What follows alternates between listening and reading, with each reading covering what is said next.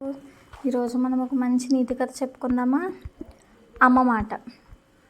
జలజల పారే నడిబడ్డున ఒక చెట్టుపై ఒక పక్షి గూడు కట్టుకొని తన చిన్ని చిన్ని ముగ్గురు పిల్లలతో సంతోషంగా కాలం గడుపుతుంది.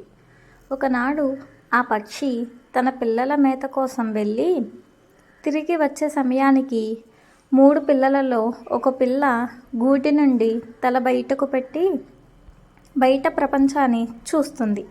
అంతలో తల్లి వచ్చి ఆ పిల్లను కోప్పడింది. ఇంకెప్పుడు బయటకు చూడకు, పొరపాటున క్రింద పడవచ్చు, లేదా మన శత్రువులు హఠాత్తుగా వచ్చి ఎత్తుకెళ్ళవచ్చు. మీరు పెద్ద అయిన తర్వాత నాలాగే బయటకు వెళ్ళి స్వేచ్ఛగా తిరగవచ్చు అని ముద్దుగా మందలించింది.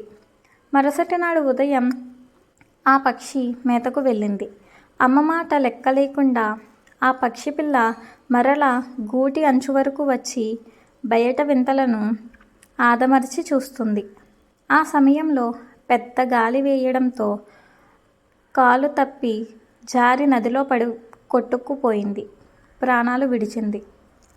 దీంట్లో నీతేమిటి పిల్లలు?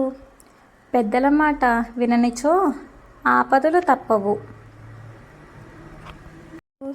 ఈరోజు మనం ఒక మంచి నీతి కథ చెప్పుకుందామా.